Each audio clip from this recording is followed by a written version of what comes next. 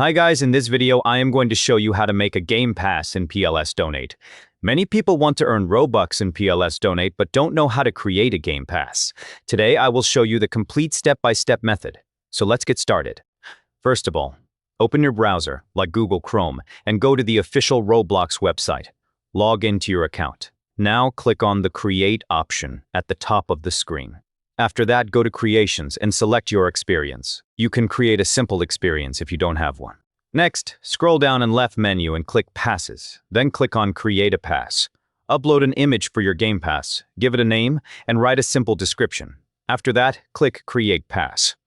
Now your Game Pass is created, but you still need to set the price. Click on the Game Pass you just made, go to Sales, turn on Item for Sale, and enter the amount of Robux you want. Then click Save Changes. That's it. Now open PLS Donate inside Roblox.